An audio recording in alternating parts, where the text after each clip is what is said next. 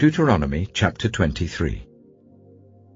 No one who has been emasculated by crushing or cutting may enter the assembly of the Lord. No one born of a forbidden marriage, nor any of their descendants may enter the assembly of the Lord, not even in the 10th generation. No Ammonite or Moabite, or any of their descendants may enter the assembly of the Lord, not even in the 10th generation.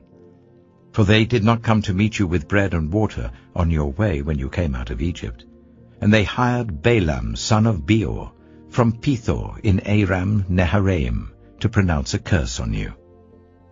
However, the Lord your God would not listen to Balaam, but turned the curse into a blessing for you, because the Lord your God loves you. Do not seek a treaty of friendship with them as long as you live. Do not despise an Edomite, for the Edomites are related to you. Do not despise an Egyptian, because you resided as foreigners in their country. The 3rd generation of children born to them may enter the assembly of the Lord. When you set up camp against your enemies, keep away from everything impure. If one of your men is unclean because of a nocturnal emission, he is to go outside the camp and stay there. But as evening approaches, he is to wash himself, and at sunset he may return to the camp. Designate a place outside the camp where you can go to relieve yourself. As part of your equipment, have something to dig with, and when you relieve yourself, dig a hole and cover up your excrement. For the Lord your God moves about in your camp to protect you and to deliver your enemies to you. Your camp must be holy, so that he will not see among you anything indecent and turn away from you. If a slave has taken refuge with you, do not hand them over to their master. Let them live among you wherever they like, and in whatever town they choose. Do not oppress them. No Israelite man or woman is to become a shrine prostitute. You must not bring the earnings of a female prostitute or of a male prostitute into the house of the Lord your God to pay any vow, because the Lord your God detests them both. Do not charge a fellow Israelite interest, whether on money or food or anything else that may earn interest. You may charge a foreigner interest, but not a fellow Israelite, so that the Lord your God may bless you in everything you put your hand to, in the land you are entering to possess. If you make a vow to the Lord your God, do not be slow to pay it, for the Lord your God will certainly demand it of you, and you will be guilty of sin. But if you refrain from making a vow, you will not be guilty. Whatever your lips utter, you must be sure to do, because you made your vow freely to the Lord your God with your own mouth. If you enter your neighbor's vineyard, you may eat all the grapes you want, but do not put any in your basket. If you enter your neighbor's cornfield, you may pick the ears with your hands, but you must not put a sickle to their standing corn.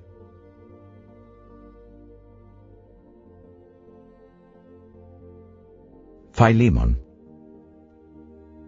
Paul, a prisoner of Christ Jesus, and Timothy our brother, to Philemon our dear friend and fellow worker. Also to Apphia, our sister, and Archippus, our fellow soldier, and to the church that meets in your home. Grace and peace to you from God our Father and the Lord Jesus Christ. I always thank my God as I remember you in my prayers, because I hear about your love for all his holy people and your faith in the Lord Jesus. I pray that your partnership with us in the faith may be effective in deepening your understanding of every good thing we share for the sake of Christ.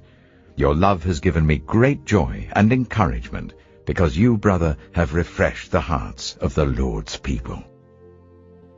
Therefore, although in Christ I could be bold and order you to do what you ought to do, yet I prefer to appeal to you on the basis of love.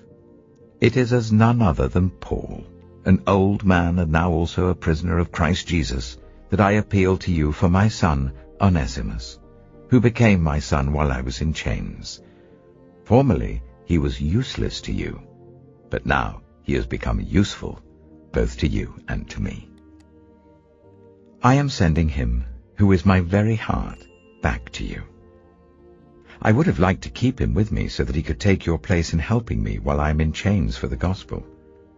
But I did not want to do anything without your consent, so that any favor you do would not seem forced, but would be voluntary.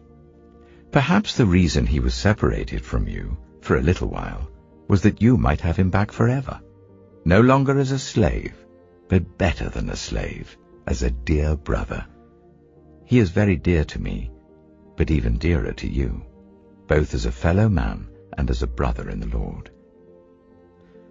So, if you consider me a partner, welcome him as you would welcome me. If he has done you any wrong or owes you anything, charge it to me. I, Paul, am writing this with my own hand. I will pay it back, not to mention that you owe me your very self. I do wish, brother, that I may have some benefit from you in the Lord. Refresh my heart in Christ. Confident of your obedience, I write to you, knowing that you will do even more than I ask. And one thing more, prepare a guest room for me, because I hope to be restored to you in answer to your prayers. Epaphras, my fellow prisoner in Christ Jesus, sends you greetings, and so do Mark, Aristarchus, Demas, and Luke, my fellow workers. The grace of the Lord Jesus Christ be with your spirit.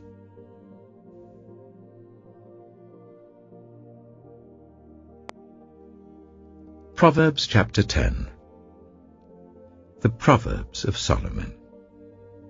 A wise son brings joy to his father, but a foolish son brings grief to his mother.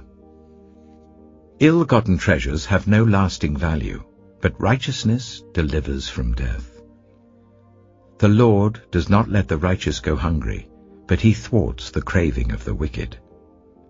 Lazy hands make for poverty, but diligent hands bring wealth. He who gathers crops in summer is a prudent son, but he who sleeps during harvest is a disgraceful son. Blessings crown the head of the righteous, but violence overwhelms the mouth of the wicked. The name of the righteous is used in blessings, but the name of the wicked will rot. The wise in heart accept commands, but a chattering fool comes to ruin. Whoever walks in integrity walks securely, but whoever takes crooked paths will be found out. Whoever winks maliciously causes grief, and a chattering fool comes to ruin. The mouth of the righteous is a fountain of life, but the mouth of the wicked conceals violence. Hatred stirs up conflict, but love covers over all wrongs. Wisdom is found on the lips of the discerning, but a rod is for the back of one who has no sense. The wise store up knowledge, but the mouth of a fool invites ruin. The wealth of the rich is their fortified city, but poverty is the ruin of the poor. The wages of the righteous is life, but the earnings of the wicked are sin and death. Whoever heeds discipline shows the way to life, but whoever ignores correction leads others astray. Whoever conceals hatred with lying lips and spreads slander is a fool. Sin is not ended by multiplying words, but the prudent hold their tongues.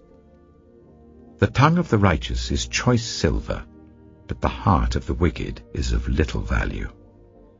The lips of the righteous nourish many, but fools die for lack of sense. The blessing of the Lord brings wealth, without painful toil for it.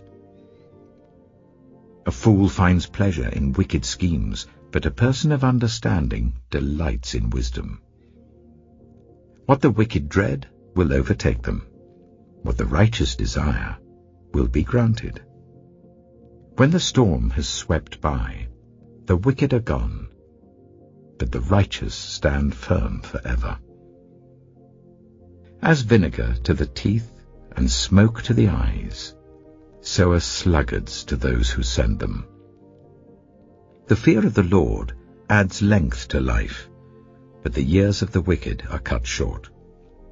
The prospect of the righteous is joy, but the hopes of the wicked come to nothing. The way of the Lord is a refuge for the blameless, but it is the ruin of those who do evil. The righteous will never be uprooted, but the wicked will not remain in the land. From the mouth of the righteous comes the fruit of wisdom, but a perverse tongue will be silenced. The lips of the righteous know what finds favor, but the mouth of the wicked only what is perverse.